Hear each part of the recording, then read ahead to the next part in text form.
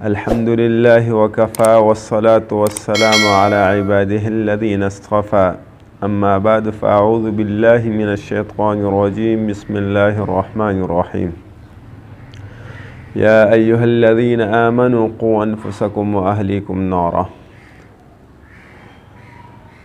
وقال رسول الله صلى الله عليه وسلم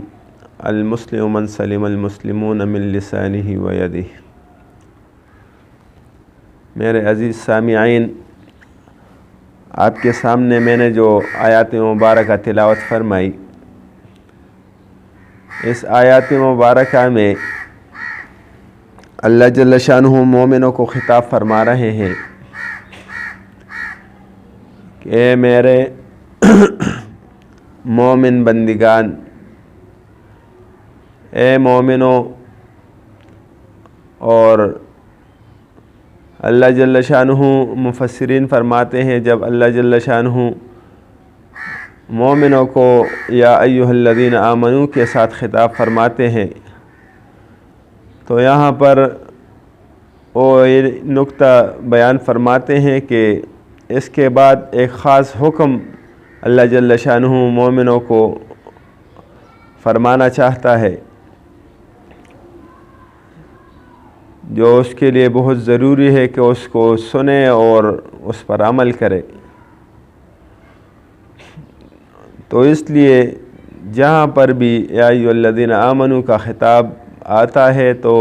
مومنوں کو چاہیے کہ وہ خوب کان لگا کر اس کو سنیں۔ تو یہاں پر بھی اللہ جل شانہ فرماتے ہیں یا ایھا الذین آمنو قوا انفسکم واہلیکم نارا، اے مومنوں، اپنے آپ کو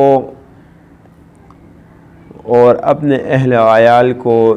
جہنم کے آگ سے بچاؤ۔ تو سب سے پہلے اللہ جل شانہ نے اپنے نفس اور اپنے آپ کو آگ سے بچانے کے لیے فرمایا ہے۔ اس کے بعد جب اپنے آپ کو بچانے کا اہتمام کرو تو اس کے بعد اپنے اہل عیال کا بھی خیال رکھو۔ تو جہنم کی آگ سے بچنے کا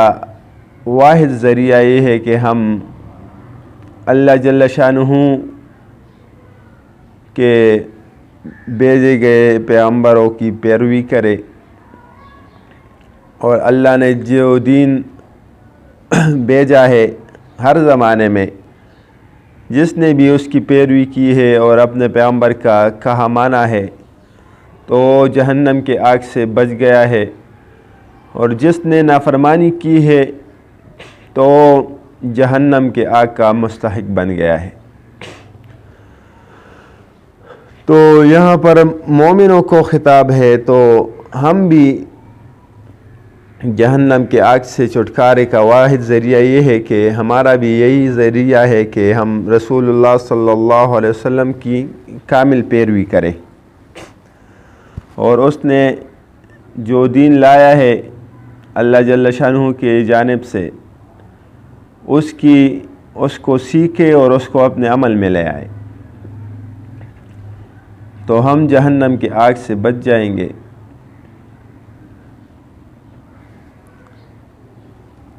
تو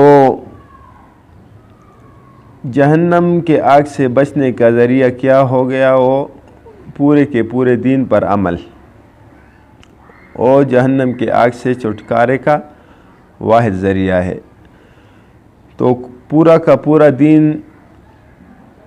اس کو سمجھنا، اس کو جاننا، اور اس کے بعد اس پر عمل کرنا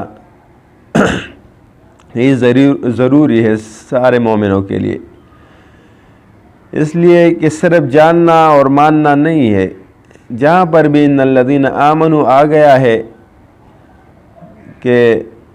وہ لوگ جنہوں نے ایمان لائے، اس کے ساتھ عامل الصالحات بھی ہے کہ وہ نیک عمل بھی کرے، تو ایمان کے بعد اعمال صالحہ بھی ضروری ہے۔ تو اس لیے اعمال دین کو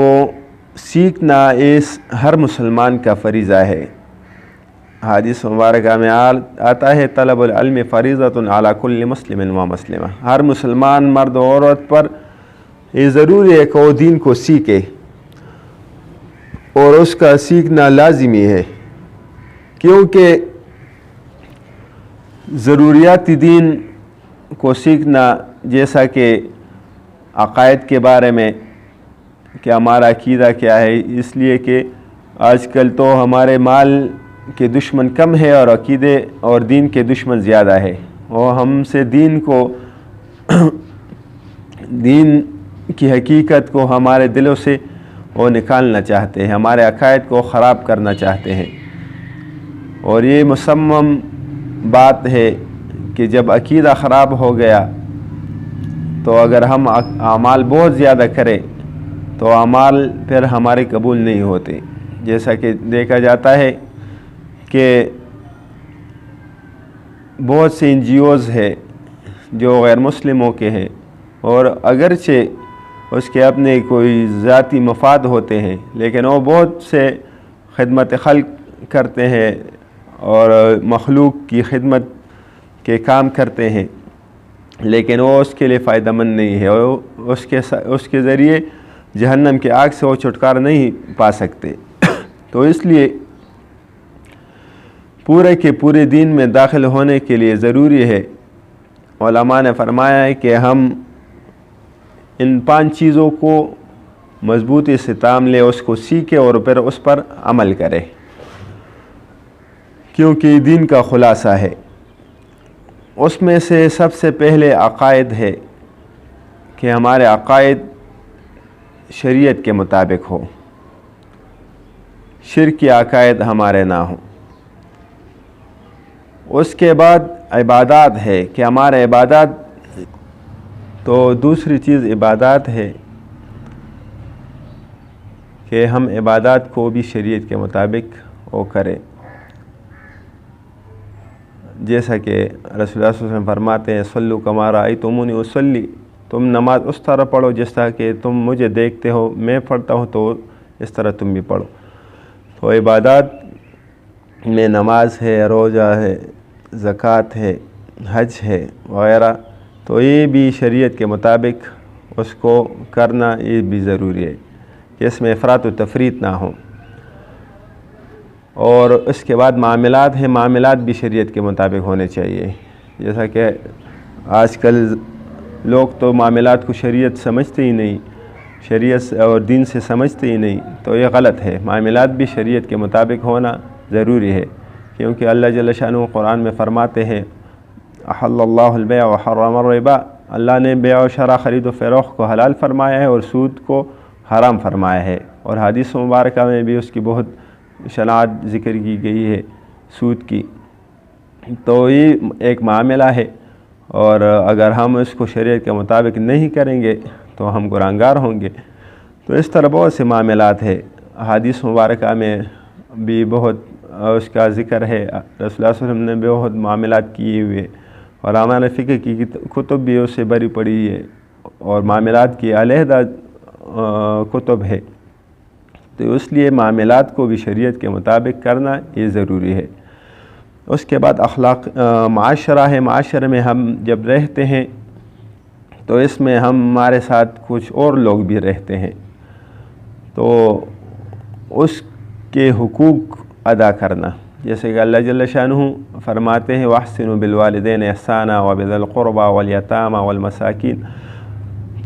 سب سے پہلے ہمارا سب سے قریب جو رہتے ہیں وہ ہمارے والدین ہیں، والدین کے ساتھ احسان کا جگہ جگہ پر اللہ جل شانہ ارشاد فرماتے ہیں۔ اس کے بعد اپنے قریبی رشتہ دار، اس کے بعد اپنے جوار میں جو رہتے ہیں یتیم، مسکین وغیرہ، اس کے حقوق ادا کرنا، اس کا خیال رکھنا، اس کے ساتھ احسان کرنا، یہ سارے اللہ جل شانہ ہم کو حکم فرماتے ہیں، امر فرماتے ہیں احسنوا۔ تو یہ ہمارا معاشرہ ہے، اس کو شریعت کے مطابق کرنا، اس کے شریعت کے مطابق لوگوں کے ساتھ معاشرے میں رہنا، یہ بھی ضروری ہے۔ اس کے بعد اخلاقیات ہے کہ ہمارے اخلاق بھی شریعت کے مطابق ہو، جیسے کہ رسول اللہ صلی اللہ علیہ وسلم کے بارے میں اللہ جل شانہ فرماتے ہیں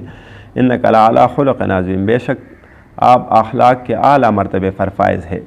اور رسول اللہ صلی اللہ علیہ وسلم کے اخلاق سے بہت سے لوگ وہ متاثر ہو گئے تھے۔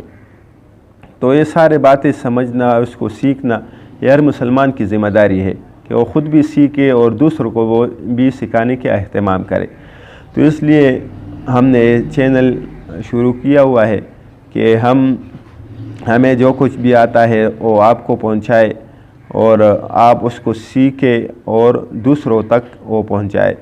تو یہ ہر مسلمان کی ذمہ داری ہے، جیسے کہ حدیث مبارک میں آتا ہے کلکم راعٍ وکلکم مسئول عن رعیتہ، تم میں سے ہر ایک وہ نگہبان ہے، ذمہ دار ہے، اور اس سے اپنے رعیت کے بارے میں پوچھا جائے گا۔ تو گھر کا ذمہ دار گھر کا نگران وہ گھر کا ذمہ دار ہے، گاؤں کا ذمہ دار وہ گاؤں والوں کا گاؤں کا نگران وہ گاؤں والوں کا ذمہ دار ہے، ملک کا نگران وہ ملک کا ذمہ دار ہے۔ اس طرح ہر انسان اپنے نفس کا اور اپنے بدن کا ذمہ دار ہے کہ وہ اپنے بدن سے ایسے اعمال کرے کہ وہ جنت میں دخول کا ذریعہ ہو، اور ایسے اعمال نہ کرے جو جہنم میں دخول کا ذریعہ ہو۔